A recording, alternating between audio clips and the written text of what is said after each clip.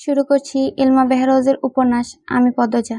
আপনারা যদি এই উপন্যাসের আগের পর্বগুলো না দেখে থাকেন তাহলে অবশ্যই আপনারা এই ভিডিওর এন্ড স্ক্রিনে সম্পূর্ণ প্লেলিস্টটি পেয়ে যাবেন। সেখান থেকে ক্লিক করে আপনারা বাকি পর্বগুলো দেখে নিতে পারবেন। চলুন উপন্যাসের পরবর্তী অংশ শুরু করা যাক। সকাল থেকে বাতাস বইছে, কাছাকাছি কোথাও বৃষ্টি হয়ে গেছে এমন আমেজ সেই বাতাসে। একটু শীতল চারপাশ। গরুর গাড়ি চড়ে পদ্মজা যাচ্ছে বাপের বাড়ি। পাশে আছে আমির এবং লাবণ্য। পদ্মজার পরনে সবুজ শাড়ি, ভারী সুতার কাজ, গা ভর্তি গহনা। এসব পরে থাকতে অস্বস্তি হচ্ছে, কিন্তু ফরিনা বেগমের কড়া নিষেধ, কিছুতেই গহনা খোলা যাবে না। আমির পদ্মজার এক হাত শক্ত করে ধরে রেখেছে, ছেড়ে দিলে যেন হারিয়ে যাবে। আমিরের এহেন পাগলামি পদ্মজাকে বেশ আনন্দ দিচ্ছে। সে চাপা স্বরে বলল, কোথাও চলে যাচ্ছি না, আস্তে ধরুন।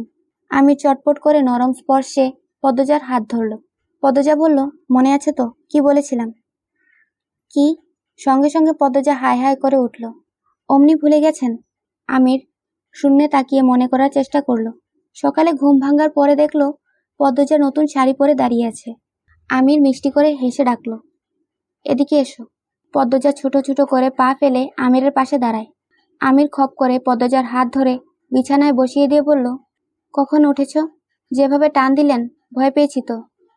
এত ভীতু? কখনোই না। তা অবশ্য ঠিক।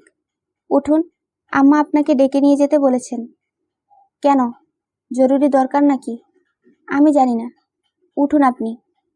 এই তুমি তো কম লজ্জা পাচ্ছ। পদ্মজার মুখ লাল হয়ে ওঠে। সে বিছানা থেকে দূরে সরে দাঁড়ায়। মাথা নত করে বলল, আপনি লজ্জা দিতে ভালোবাসেন। আমির হাসতে হাসতে বিছানা থেকে নামলো। বলল, তোমার চেয়ে কম ভালোবাসি।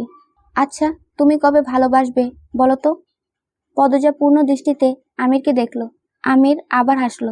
তারপর পদ্মজার দিকে এগিয়ে এসে বলল, যেদিন মনে হবে তুমিও আমাকে ভালোবাসো বলবে, কিন্তু সেদিনটা আমার জীবনের শ্রেষ্ঠ সময় হবে। পদ্মজা তখনও এক দৃষ্টিতে তাকিয়ে আছে। আমির হাত নাড়িয়ে পদ্মজার পলক অস্থির করে বলল, কি ভাবছ? কিছু না। কিছু বলবে? আজ ওই বাড়িতে যাব আমরা। এটাই তো নিয়ম। আপনি একটু বেশরম। আমির চকিতে তাকালো। পদ্মজার ঠোঁট টিপে হেসে চোখ সরিয়ে নিল। আমির আমতা আমতা করে বলল, তাতে কি হয়েছে? কিছু না। কি বলতে চাও বলো তো? বড়দের সামনে আমাকে নিয়ে এত কথা বলবেন না। মানুষ কানাকানি করে, আপনাকে বেলা যা বেশরম বলে। আমার বউ নিয়ে আমি কি করব আমার ব্যাপার, কিন্তু আমাকে অস্বস্তি দেয়। পদ্মজা করুণ স্বরে বলল। আমির নিভল। আচ্ছা ঠিক আছে, নিয়ন্ত্রণের চেষ্টা করব। সত্যি? আমার আম্মার সামনে ভুলেও পদ্মজা পদ্মজা করবেন না। ইশারা দিতেই চলে আসবে, তাহলে ডাকাডাকি করব না। পদ্মজা হাসল। আমির ঈষৎ হতচকিত। বলল, হাসছো কেন? এমনি, মনে রাখবেন কিন্তু। তুমিও মনে রাখবে। সকালের দৃশ্য থেকে বেরিয়ে আসে আমির। পদ্মজাকে বলল, মনে আছে। তোমার অস্বস্তি হয় এমন কিছুই করব না। আমিরের কথায় পদ্মজা সন্তুষ্ট হয়। নিজেকে পরিপূর্ণ মনে হচ্ছে। উত্তেজনায় কাঁপছেও। মা বাবাকে দেখবে 2 দিন পর। 2 দিনে কি কিছু পাল্টেছে? পদ্মজা মনে মনে ভাবছে, আম্মা বোধহয় শুকিয়েছে। আমাকে ছাড়া আম্মা নিশ্চয়ই ভালো নেই। পদ্মজার খারাপ লাগা কাজ করতে থাকে। ছটফটানি মুহূর্তে বেড়ে গেল। আমির জানতে চাইল, পদ্মজা শরীর খারাপ করছে? না, অস্বাভাবিক লাগছে। আম্মাকে অনেক দিন পর দেখব। অনেক দিন কোথায়? 2 দিন মাত্র। অনেক দিনই মনে হচ্ছে। এই তো চলে এসেছি। এই যে দেখো, তোমাদের বাড়ির পথ। আমির আঙ্গুলে ইশারা করে। আমিরের ইশারা অনুসরণ করে পদ্মজা সেদিকে তাকালো। এই তো তাদের বাড়ির সামনের পুকুর দেখা যাচ্ছে। আর কিছু সময়, এরপরই সে তার মাকে দেখবে।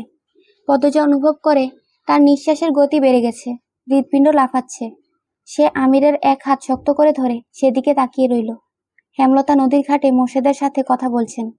তিনি মোর্শেদকে বাজারে পাঠিয়েছিলেন। মোর্শেদ কিছু জিনিস ভুলক্রমে আনেননি, তা নিয়ে আলোচনা চলছে। ঠিক আলোচনা নয়, হেমলতা বকছেন, মোর্শেদ নৌকায় বসে শুনছেন।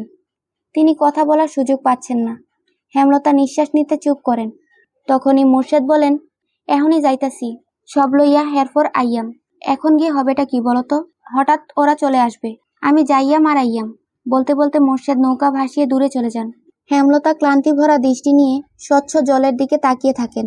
পূর্ণার চিৎকার ভেসে আসে কানে। তিনি চমকে ঘুরে তাকান। পূর্ণা আপা আপা বলে চেঁচাচ্ছে বাড়িতে। হেমলতা বিড়বিড় করেন, এসে গেছে আমার পদ্ম। তিনি ব্যস্ত পায়ে হেঁটে বাড়ির উঠানে আসেন। সঙ্গে সঙ্গে ফুলের মতো সুন্দর মেয়েটা হামলে পড়ে বুকের উপর। আম্মা আম্মা বলে জান ছেড়ে দেয়। হেমলতার এত বেশি আনন্দ হচ্ছে যে হাত দুটো তোলার শক্তি পাচ্ছেন না। চোখ বেয়ে 2 ফোঁটা জল গড়িয়ে পড়ে। তিনি 2 হাতে শক্ত করে পদ্মজাকে জড়িয়ে ধরেন। শূন্য বুকটা চোখের পলকে পূর্ণ হয়ে ওঠে। পদ্মজা নিশ্চয়ই বুঝবে 2 রাত তার আম্মা ঘুমায়নি, চক্ষুদয় নিশ্চিন্তে আরাম করতে পারেনি। বুঝতেই হবে পদ্মজাকে। পদ্মজা ঘন ঘন লম্বা করে শ্বাস টানছে। স্পষ্ট একটা ঘ্রাণ পাচ্ছে সে, মায়ের শরীরের ঘ্রাণ। পারলে যেন পুরো মাকেই এক নিঃশ্বাসে নিজের মধ্যে নিয়ে যেত সে। হেমলতা পদ্মজার মাথায় আলতো করে ছুঁয়ে দিয়ে বললেন, আর কাঁদিস না, এই তো আম্মা আছি তো। তোমাকে খুব মনে পড়েছে আম্মা। আমারও মনে পড়েছে। হেমলতার চোখের জল ঠোঁট গড়িয়ে গলা অবধি পৌঁছেছে। তিনি অশ্রু মিশ্রিত ঠোঁটে পদ্মজার কপালে চুমু দেন। আমির হেমলতার পা ছুঁয়ে সালাম করতে নেয়। হেমলতা ধরে ফেলেন। আমিরের মাথায় হাত বুলিয়ে দিয়ে বলেন, লাগবে না বাবা। আমির বিনীত কণ্ঠে বলল, ভালো আছেন আম্মা? ভালো আছি। তুমি ভালো আছো তো? আমার মেয়েটা কান্নাকাটি করে জ্বালিয়েছে খুব। ভালো আছে আম্মা, একটু আধটু তো জ্বালিয়েছেই। কথা শেষ করে আমির আর চোখে পদ্মজার দিকে তাকালো। পদ্মজা ফুপাচ্ছে। হেমলতা অনেকক্ষণ চেষ্টা করে পদ্মজাকে নিয়ন্ত্রণে আনেন। বাড়িতে মঞ্জুরা, হানিসহ হানির শ্বশুরবাড়ির অনেকেই ছিল। তারা আগামীকাল ঢাকা ফিরবে। জামাই স্বাগতমে বিশাল আয়োজন করা হয়েছে। পূর্ণা পদ্মজা লাবণ্যকে টেনে নিয়ে ঘরে যায়। হানির স্বামী আমিরকে নিয়ে গল্পের আসর জমান। আমির আসার সময় গরুর গাড়ি ভরে বাজার নিয়ে এসেছে। হেমলতা সেসব গুছাচ্ছেন। তিনি বারবার করে মজিদ মাতব্বরকে বলে দিয়েছিলেন ফের যাত্রায় বাজার না পাঠাতে, তবু পাঠিয়েছেন। ফেলে তো দেওয়া যায় না।